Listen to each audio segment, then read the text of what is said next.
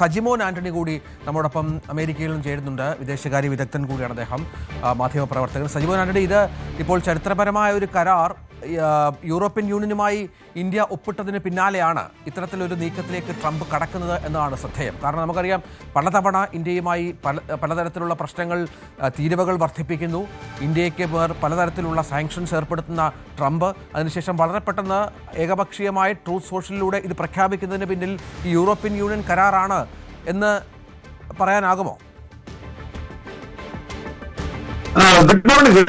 എന്ന് എനിക്ക് തോന്നുന്നില്ല. ഇവിടെ സംസാരിക്കും കഴിഞ്ഞ 10 മാസമായിട്ട് നമ്മൾ എല്ലാവരും പലതവണ ഡിബേറ്റ് ചെയ്യുന്ന കാര്യമാണ്, എന്നാണ് അമേരിക്കയും ഇന്ത്യയും തമ്മിലുള്ള ഈ ഒരു വ്യാപാര അവസാനിക്കുക എന്നുള്ളത്. നമുക്ക് എല്ലാവർക്കും അറിയാം.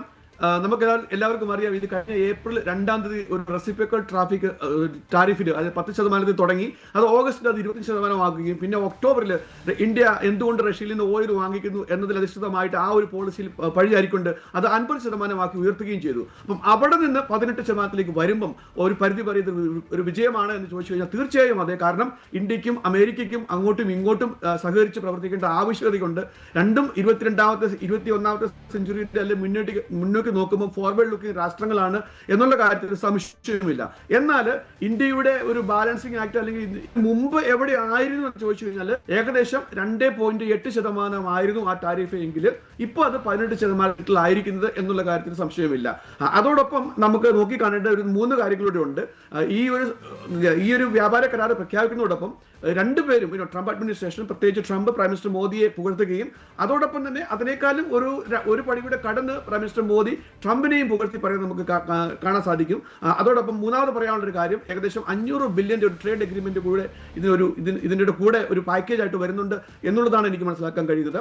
ഏതായാലും ഇന്ത്യയും പാകിസ്ഥാനും തമ്മിലുള്ള ട്രേഡ് അല്ലെങ്കിൽ അമേരിക്കയും India versus Pakistan India versus America അല്ലെങ്കിൽ പാകിസ്ഥാൻ വേഴ്സസ് അമേരിക്ക അതിനെയൊന്നും കഴിയുകയാണെങ്കിൽ നമുക്ക് ഒന്നുകൂടി ആശ്വസിക്കാൻ കാരണമുണ്ട്. കാരണം പാകിസ്ഥാനുമായിട്ട് 19% സെറ്റിൽ ആയിരിക്കുന്നെങ്കിലും അമേരിക്കയുടെ ട്രേഡ്, എന്നാൽ അത് 18%, അതായത് 1% കുറച്ചാണ് അമേരിക്ക ഇന്ത്യയുമായിട്ടുള്ളത് വന്നിരിക്കുന്നത്. ഒരു ആശ്വാസജനകമാണ്.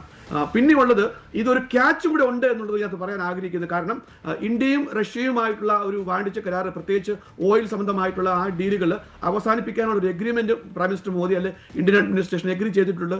അതിന് പകരമായിട്ട് അമേരിക്കയിൽ നിന്ന് ഓയിൽ അല്ലെങ്കിൽ അമേരിക്കയിൽ നിന്ന് ഇപ്പം വെനസ്വേലയുമായിട്ടുള്ള ആ ഒരു എഗ്രിമെന്റിലൂടെ ഓയിൽ വാങ്ങണം എന്നൊരു കണ്ടീഷൻ കൂടെ ഉണ്ട് ഇതിനകത്ത്. അപ്പൊ അതുകൊണ്ട് തന്നെ ഈ പോയിന്റുകൾ നമ്മൾ ഡിസ്കസ് ചെയ്യുകയാണെങ്കിൽ ഒരു പരിധി വരെ രണ്ട് രാജ്യത്തിനും ഇത് മെച്ചമാണ് എന്നുള്ള കാര്യത്തിൽ ഒരു സംശയമില്ല, നമുക്ക് അത് എഗ്രി ചെയ്യാം. എന്നാൽ ഒരു പരിധി വരെ ഈ ഒരു ഡീല് അല്ലെ ഒരു എഗ്രിമെന്റ് ഇന്ത്യയെക്കാളും ഉപരി അമേരിക്കയ്ക്ക് ഒരു വെയിറ്റ് അല്ലെ ഒരു മുൻതൂക്കം തരുന്നതാണ് എന്നുള്ള കാര്യത്തിൽ സംശയമില്ല.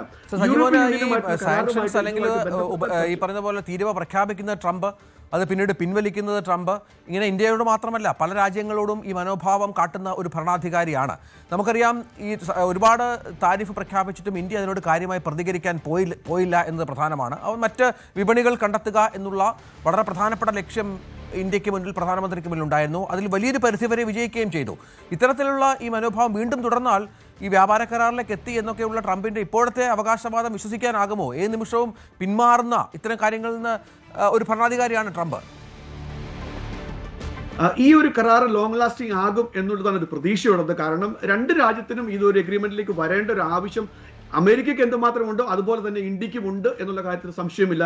പരസ്പര പൂരകങ്ങളായിട്ട് രണ്ടുപേരും അങ്ങോട്ടും ഇങ്ങോട്ടും ഈ വാണിജ്യത്തെ ഡിപ്പെൻഡ് ചെയ്യുന്ന ഒരു സ്ഥിതിയാണ് യഥാർത്ഥത്തിൽ ഉള്ളത് എന്നുള്ള കാര്യത്തിൽ സംശയമില്ല. ഫാക്ട് ഒന്നുകൂടെ ചെക്ക് ചെയ്യുകയാണെങ്കിൽ ഇന്ത്യക്ക് എന്തുമാത്രം അമേരിക്കയെ വേണോ അതിലും ഒരു പൊടിക്കും കൂടെ കുറച്ചു മതി അമേരിക്കയെ ഇന്ത്യയിൽ വാണിജ്യപരമായി നോക്കുകയാണെങ്കിൽ. കാരണം ഇന്ത്യയുടെ ടോട്ടൽ ട്രേഡിംഗ് നോക്കുകയാണെങ്കിൽ ഏകദേശം 10 തൊട്ട് 15% അമേരിക്കൻ മാർക്കറ്റ് ഡിപ്പെൻഡ് ചെയ്യുകയാണെങ്കിൽ, എന്നാൽ അമേരിക്ക ഇന്ത്യയുടെ മാർക്കറ്റിനെ ഡിപ്പെൻഡ് ചെയ്യുന്നത് ഏകദേശം 3-4%. എന്നാൽ ഫ്യൂച്ചറിറ്റിക് ഒരു ലുക്കിൽ നോക്കുകയാണെങ്കിൽ അമേരിക്കയ്ക്ക് ഇന്ത്യയെ ആവശ്യമുണ്ട് ചൈനയെ ബീറ്റ് ചെയ്യാനായിട്ട്. അതുകൊണ്ട് തന്നെയാണ് കഴിഞ്ഞ ഒരു 10 വർഷം അല്ലെ 15 വർഷമായിട്ട് നല്ലൊരു ഊഷ്മളമായ ഒരു ബന്ധം ഇന്ത്യയും അമേരിക്കയും തന്നെ ഉണ്ടായിരുന്നു എന്നുള്ള കാര്യത്തിൽ സംശയമില്ല. അത് പൊടുന്നനെയാണ് ഒരു സ്റ്റോക്ക് മാർക്കറ്റ് ക്രാഷ് ചെയ്യുന്നത് പോണക്ക്. എഗെയിൻ രഞ്ജിത്ത് പറഞ്ഞ പോണക്ക് തന്നെ അമേരിക്കയും ഇന്ത്യയും മാത്രമല്ല അമേരിക്കയുടെ പോളിസി ലോകമാകമാനമുള്ള ഒരു ചേഞ്ചസിലേക്ക് വന്നു എന്നുള്ള കാര്യത്തിൽ സംശയമില്ല. ഏതായാലും ഇതൊരു നല്ലൊരു തുടക്കമാണ്, അല്ലെങ്കിൽ ഒരു അവസാന പര്യവസാനമാണ് വന്നിരിക്കുന്നത് എന്നുള്ള കാര്യത്തിൽ സംശയമില്ല. യൂറോപ്യൻ യൂണിയന്റെ കാര്യം റെഫർ ചെയ്തുകൊണ്ട് ഞാൻ പറയാൻ ആഗ്രഹിക്കുകയാണ്. അതായത് യൂറോപ്പിലും ഇന്ത്യയുമായിട്ട് എന്തുമാത്രം വാണിജ്യം നടക്കുന്നുണ്ടോ അതിന്റെ 3 ഇരട്ടി അമേരിക്കയുമായിട്ട് മാത്രം ഇന്ത്യക്കുണ്ട് എന്നുള്ളത് ഒരു ഫാക്റ്റാണ്. അപ്പം ഇന്ത്യയുമായിട്ടൊരു കരാറ് നേരത്തെ വരേണ്ടിയിരുന്നു എന്ന് ചോദിച്ചു കഴിഞ്ഞാൽ ഈ രണ്ട് അഡ്മിനിസ്ട്രേഷന്റെയും ഒരു ബന്ധം നോക്കുകയാണെങ്കിൽ, പ്രത്യേകിച്ച് ഇൻഡിവിജ്വലി പറയുകയാണെങ്കിൽ പ്രൈം മിനിസ്റ്റർ മോദിയുടെയും പ്രസിഡന്റ് ഡൊണാൾഡ് ട്രംപിന്റെയും എന്തുമാത്രം വ്യക്തിപരമായ ബന്ധങ്ങളും കാര്യങ്ങളിലൊക്കെ അവർ പറയുന്നത് അനുസരിച്ച് ഉണ്ടായിരുന്നുവെങ്കിൽ 2 മാസം മുമ്പേ ആകേണ്ടതായിരുന്നു. സംഭവമായില്ല, എന്നാൽ ഇന്നായി എന്നുള്ളതാണ് നമുക്ക് ആശ്വസിക്കാൻ പറ്റുന്നത്. ശരി, നന്ദി ശ്രീ സജിമോൻ ആന്റണി, താങ്കളുടെ പ്രതികരണത്തെ. ഏതായാലും ആ കരാർ യാഥാർത്ഥ്യമായിരിക്കുന്നു.